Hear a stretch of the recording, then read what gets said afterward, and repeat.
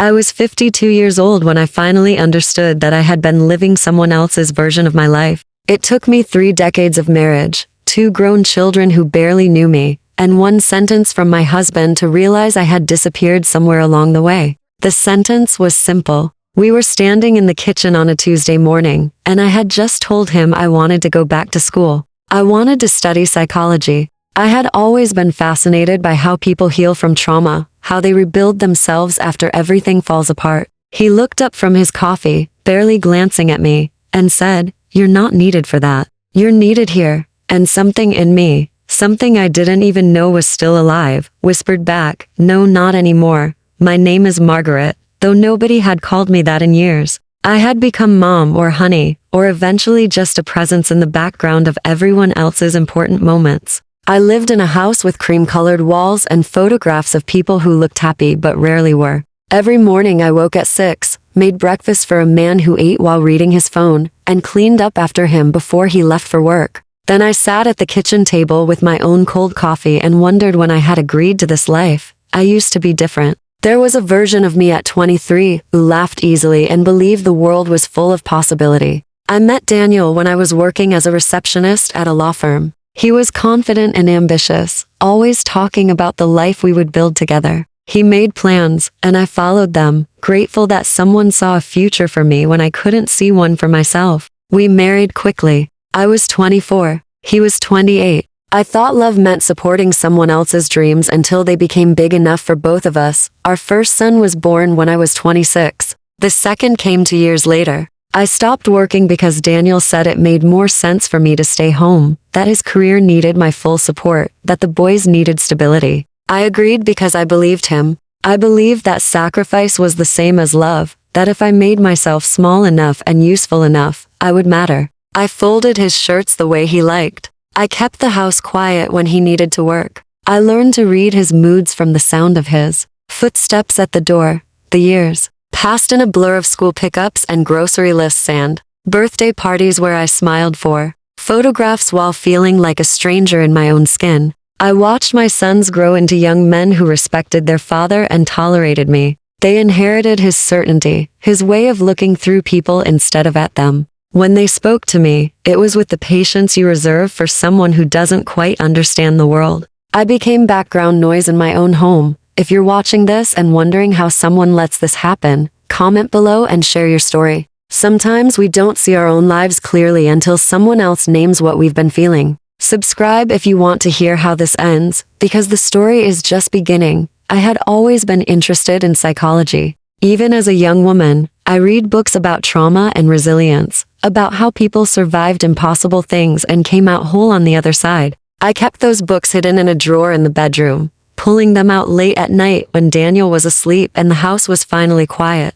I underlined passages that felt true. I made notes in the margins. I dreamed of one day going back to school, of becoming someone who helped others find their way through darkness, but there was never time. There was always something more important. Daniel's career, the boys' activities, the house, the endless maintenance of a life that belonged to everyone except me. I told myself I would do it later, when things calmed down, when I wasn't needed so much. But things never calmed down. I was always needed, except in the ways that would have made me feel seen. By the time I turned 50, I had spent more years being useful than being myself. My body had changed in ways that felt like betrayal. My hair had gone gray and I stopped dyeing it because Daniel never noticed anyway. I moved through rooms like a ghost, tidying and organizing and making sure everyone else had what they needed. I cannot tell you the exact moment I realized I was unhappy, because it happened so slowly. I mistook it for normal. I thought this was what life looked like for women like me. I thought wanting more was selfish. Then came that Tuesday morning. I had been thinking about it for months, working up the courage to say the words out loud. I wanted to go back to school. I wanted to study psychology. There was a program at the community college, evening classes I could take without disrupting anyone's schedule. I had looked at the website so many times. I had memorized the course descriptions. I pictured myself sitting in a classroom again, learning, becoming more than just the person who kept everyone else's life running smoothly. I waited until Daniel had finished his breakfast. I poured myself another cup of coffee, even though I didn't want it, just to have something to hold. My hands were shaking slightly, and I pressed them against the warm ceramic mug to steady them. I told him about the program. I explained how the classes worked, how I had already looked into financial aid, how it wouldn't interfere with anything at home. I spoke quickly, trying to fit all my reasons into the space before he interrupted. He didn't look up from his phone. He took another sip of coffee. Then he said it. "You're not needed for that. You're needed here." His voice was casual, almost distracted, like he was commenting on the weather. Like my entire life could be summarized and dismissed in one breath. I stood there holding my coffee mug and felt something crack open inside me. Not anger. Not yet. Just a sudden, clear understanding that this was my life. This would always be my life, unless I chose differently. I had spent 30 years waiting for permission to exist, and nobody was going to give it to me. I had to take it myself. I didn't argue with him that morning. I didn't cry or explain or try to make him understand. I simply said okay and watched him leave for work. Then I sat at the kitchen table in the silence he left behind and made a decision. I was going to enroll in those classes. I was going to become someone again, even if I had to do it alone. The next few weeks were strange. I moved through my routines, but everything felt different, like I was watching my own life from a distance. I cooked dinner and cleaned and did laundry, but I was no longer performing these tasks with the desperate hope that they would make me matter. I was doing them because they needed to be done, nothing more. The difference was small, but significant. I had stopped trying to earn my place. I enrolled into classes. Introduction to Psychology and Human Development. I filled out the forms myself, used money from an old savings account my mother had left me that I had never touched. I didn't tell Daniel. I didn't ask permission. I simply did it, and the act of doing it without consulting him felt revolutionary. The first night of class, I sat in a room with fluorescent lights and cheap plastic chairs and felt more alive than I had in years. The professor was a woman in her 60s with gray hair pulled back in a loose bun. She talked about resilience and trauma with a quiet authority that made everyone in the room lean forward and listen.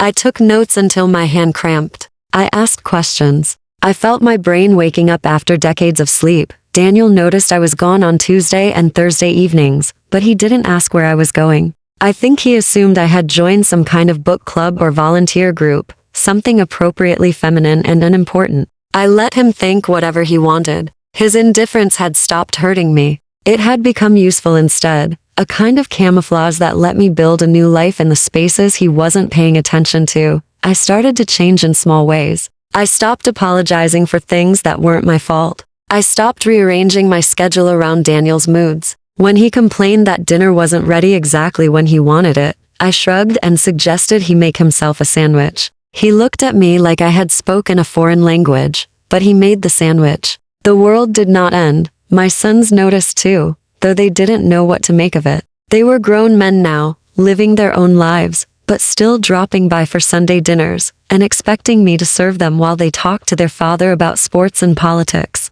One evening I stayed seated while they cleared their own plates. My younger son, Michael, looked confused. He asked if I was feeling okay. I told him I was feeling better than I had in years. He didn't ask what I meant. The classes were everything I had hoped they would be. I learned about attachment theory and cognitive behavioral therapy and the ways trauma rewires the brain. I learned that healing is possible, that people can change even after years of being stuck. I wrote papers about resilience and read case studies about women who had survived impossible circumstances. I saw myself in those stories. I understood that I was not broken. I had just been living in a space too small for who I really was. Daniel finally asked about the classes for Munson. We were eating dinner in silence, the way we usually did, when he looked up and said he'd found a textbook in my car. He wanted to know what it was for. I told him I was taking psychology classes at the community college. He stared at me like I had announced I was joining the circus.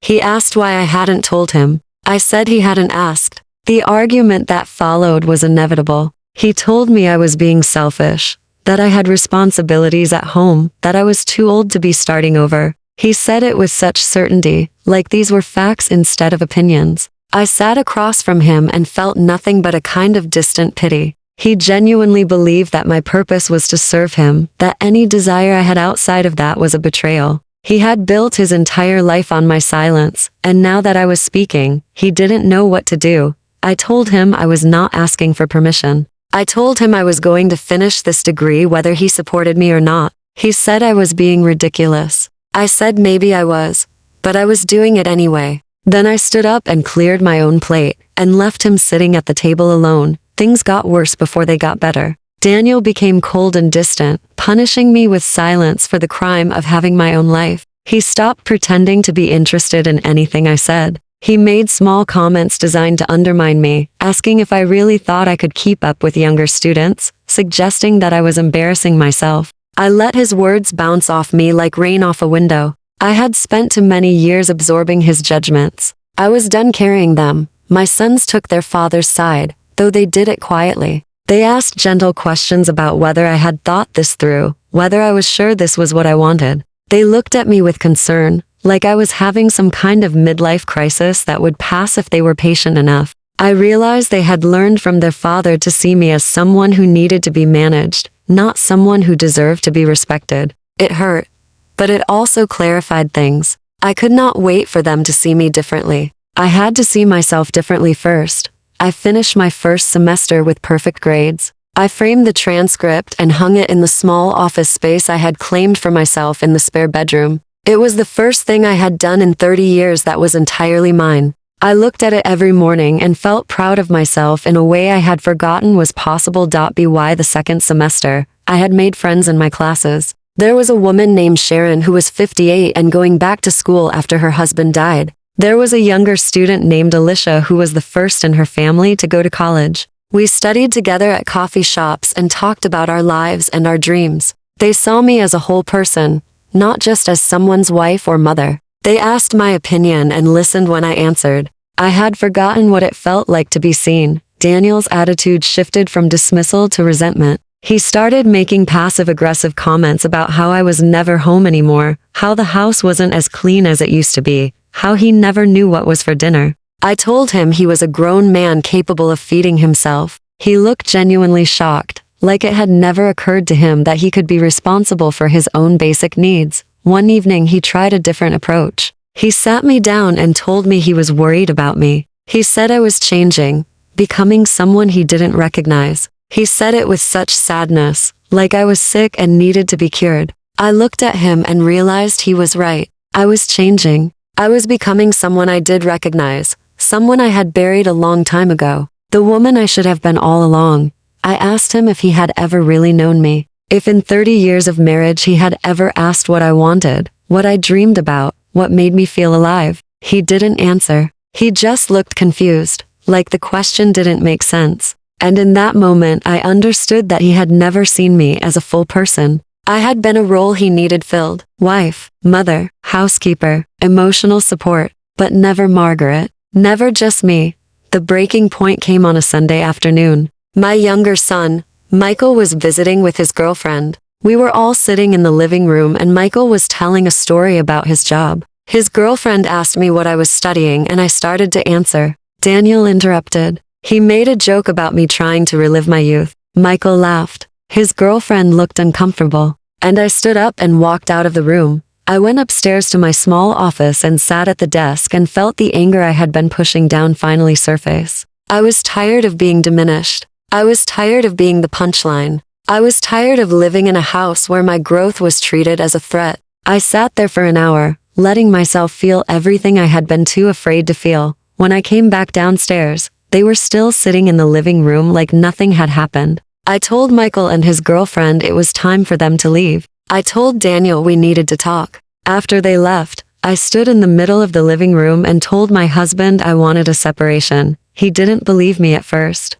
He thought I was being dramatic, that I would calm down and apologize like I always did. But I didn't calm down. I didn't apologize. I told him I was moving into the spare bedroom and that we would figure out next steps from there. I told him I deserved to be respected in my own home, and if he couldn't do that, then we had nothing left to save. The next few months were hard. Daniel oscillated between anger and attempts at reconciliation. He bought me flowers and then yelled at me for being ungrateful. He promised to change and then sulked when I continued with my classes. My sons tried to mediate, but couldn't understand why I was doing this now after all these years. Nobody could see that this wasn't sudden. This was 30 years of silence, finally finding a voice. I kept going to my classes. I kept studying. I applied for a graduate program in counseling psychology and got accepted. I started seeing a therapist of my own, a kind woman who helped me understand that leaving is not the same as failing. That sometimes love means loving yourself enough to walk away from people who refuse to see you. Daniel and I divorced quietly. We sold the house and split everything evenly. My sons were upset, but they adjusted. I moved into a small apartment near campus with large windows and hardwood floors. I hung my framed transcript on the wall. I bought plants and books and learned to cook meals for one. I sat by the window in the evenings and watched the light change and felt more at peace than I had ever felt in that big house with the cream-colored walls. The graduate program was challenging in the best way. I worked harder than I had ever worked. I interned at a women's shelter, helping women who were trying to rebuild their lives after leaving abusive situations. I recognized pieces of myself in their stories, though my situation had been different. I had not been abused in any obvious way. I had just been slowly erased, encouraged to make myself smaller and smaller until there was almost nothing left. I learned to help these women find their voices again. I learned to sit with their pain without trying to fix it, to witness their strength without diminishing it. And in helping them, I continued healing myself. I realized that the work I was doing was not just a career. It was a calling, something I had been moving toward my whole life without knowing it. On the day I graduated with my master's degree, I sat in an auditorium full of people cheering for their loved ones. My sons came, both of them, and they seemed genuinely proud, even if they didn't fully understand. Daniel did not come, but I had not expected him to. Sharon and Alicia were there, screaming my name when I crossed the stage. I held my diploma and felt a surge of joy so pure it almost hurt. That evening I went home to my small apartment and hung the new diploma next to the old transcript. I made myself dinner and ate it slowly, savoring every bite. I sat by the window and watched the sunset, and thought about the woman I had been at 52, standing in that kitchen with her hands wrapped around a coffee mug. Hearing those words, "You're not needed for that." I had spent so much of my life being needed in ways that made me disappear. But what I had learned slowly and painfully was that being needed is not the same as being valued. That service without respect is just servitude. That love should make you larger, not smaller. I am 57 now. I work as a therapist specializing in helping women navigate major life transitions. I help them find their voices after years of silence. I help them understand that it is never too late to become who they were meant to be. Every day I sit across from women who are terrified and brave and tired and strong, and I tell them what I wish someone had told me decades ago. You are not selfish for wanting more. You are not too old to start over. You are not required to shrink yourself to make others comfortable. Sometimes I think about Daniel and wonder if he understands what he lost.